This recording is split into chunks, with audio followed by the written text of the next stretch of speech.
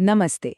कभी सोचा है हमारे आसपास ये जो छोटी छोटी चीजें होती हैं, जैसे किसी चीज का रंग बदल जाना या फिर खाना इतने दिनों तक ताजा कैसे रहता है, ये सब जादू जैसा लगता है ना। पर असल में ये कोई जादू नहीं है। ये है केमिस्ट्री, जो हर पल हर जगह अपना काम कर रही है। तो चलिए आज अपनी रोजमर्रा की जिंदगी में होने वाले कुछ ऐसे ही शानदार केमिकल रिएक्शंस को समझते हैं। तो अपनी बात शुरू करते हैं इस एक सवाल से। एक सामान्य सा दिखने वाला एक्सपेरिमेंट है, पर इसके पीछे साइंस का एक बहुत ही मजेदार कॉन्सेप्ट छिपा हुआ है। चलिए मिलकर इस रहस्य से पर्दा उठाते हैं। तो सबसे पहली रिएक्शन है डिस्प्लेसमेंट रिएक्शन या विस्थापन अभिक्रिया। अब इसे समझने का ना एक बहुत ही आसान तरीका है। बस इतना याद रखिए, ताकतवर ने कमजोर को उसकी जगह से हटा दिया। जी हाँ, ये जो जंगल का कानून है ना, ये केमिकल्स की दुनिया में भी बिल्कुल वैसे ही काम करता है। अब देखिए होता क्या है। जैसे ही हम लोहे की कील को इस नीले रंग के कॉपर सल्फेट के घोल में डालते हैं, कमाल हो जाता है। घोल का जो नीला रंग था वो धीरे धीरे हल्का हरा होने लगता है और कील पर उस पर एक भूरे रंग की परत चढ़ जाती है। ये जो रंग बदल रहे हैं ना, यही तो साफ साफ बता रहे हैं कि यहाँ कोई केमिकल रिएक्शन हुआ है। तो सवाल ये है कि आखिर ऐसा हुआ क्यों? इसका जवाब बहुत सिंपल है। क्योंकि लोहा यानी आयरन कॉपर से ज्यादा रिएक्टिव है, मतलब वो ज्यादा ताकतवर है। तो उसने क्या किया? उसने कॉपर को उसके घोल से धक्का मार के बाहर निकाल दिया और खुद उसकी जगह पर बैठ गया। बस यही तो है डिस्प्लेसमेंट का पूरा खेल। टेक्निकली इसी को हम डिस्प्लेसमेंट रिएक्शन कहते हैं। जरा इस इक्वेशन को देखिए। Fe मतलब आयरन CuSO4 यानी कॉपर सल्फेट के पास जाता है और Cu मतलब कॉपर को हटा देता है, खुद सल्फेट के साथ जुड़कर FeSO4 आयरन सल्फेट बना लेता है और वो बेचारा कॉपर वो अलग होकर कील के ऊपर जमा हो जाता है।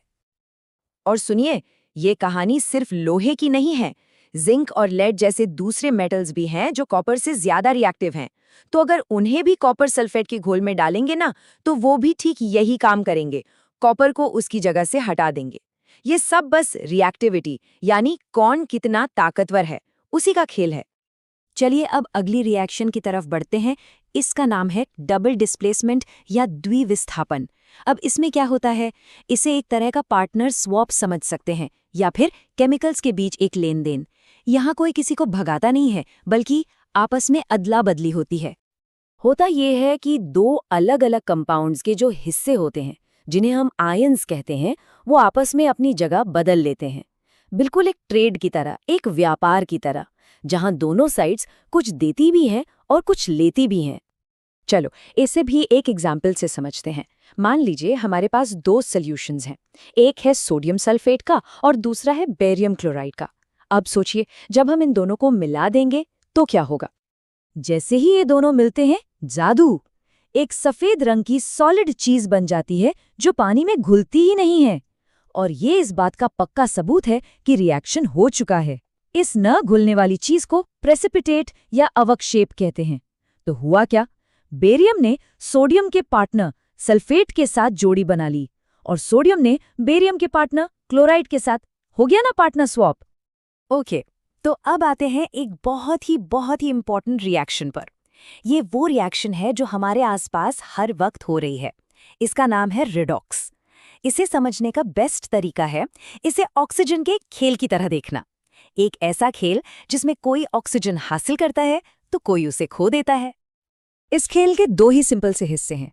जब किसी चीज को ऑक्सीजन का फायदा होता है, मतलब उसमें ऑक्सीजन जुड़ जाती है, तो उसे कहते हैं ऑक्सीडेशन या उपचयन। और जब किसी चीज को ऑक्सीजन का नुकसान होता है, मतलब उससे ऑक्सीजन हट जाती है, तो उसे कहते हैं रिडक्शन या अपचयन। और सबसे मजे की बात, ये दोनों हमेशा साथ साथ होते हैं, एक ही सिक्के का दो पहलुओं की तरह। और इसीलिए जब भी किसी एक ही रिएक्शन में ऑक्सीडेशन और रिडक्शन दोनों चीजें एक साथ हो रही हों, तो उसे हम एक स्पेशल नाम देते हैं, रेडॉक्स रिएक्शन। ये नाम भी बड़ा इंटरेस्टिंग है। रिडक्शन से लिया रेड और ऑक्सीडेशन से लिया ऑक्स, बन गया रेडॉक्स। जरा इस एग्जाम्पल को देखिए। यहाँ पर गर्म कॉपर ऑक्साइड CuO है और उसके ऊपर से हाइड्रोजन गैस H2 गुजर रही है। अब देखिए क्या हुआ। कॉपर ऑक्साइड ने अपनी ऑक्सीजन खो दी और सिर्फ कॉपर Cu रह गया। तो ऑक्सीजन का नुकसान हुआ, मतलब ये हो गया रिडक्शन, और वो ऑक्सीजन गई कहाँ?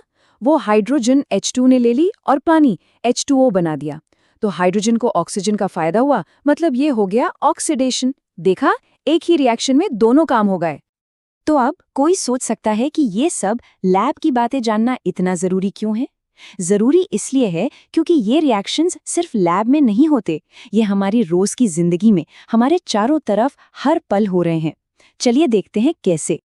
लोहे पर जंग लगते हुए तो हम सब ने देखा है ना, वो लाल भूरी परत, या फिर चांदी की कोई चीज रखी रखी काली पड़ जाती है और तांबे के बर्तनों पर हरी हरी परत जम जाती है। ये सब क्या है?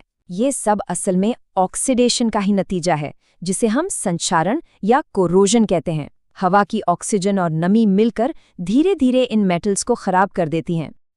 और ये ऑक्सीडेशन सिर्फ मेटल्स का दुश्मन नहीं है, ये हमारे खाने को भी नहीं छोड़ता। कभी सोचा है कि तेल में तली हुई चीजें या फैट वाली चीजें कुछ दिन रखने पर अजीब सी महकने लगती हैं, उनका टेस्ट भी खराब हो जाता है। ऐसा इसलिए होता है क्योंकि हवा के संपर्क में आने से उनका भी ऑक्सीडेशन हो जाता है। इसी प्रोसेस को कहते हैं रैंसिडिटी या विकृत गंधिता। अब इसी से जुड़ा एक बहुत ही मजेदार सवाल है, एक ऐसा सवाल जो चिप्स खाते हुए हम सबके दिमाग में कभी ना कभी जरूर आया होगा कि भाई चिप्स के पैकेट में चिप्स से ज्यादा हवा क्यों भरी होती है?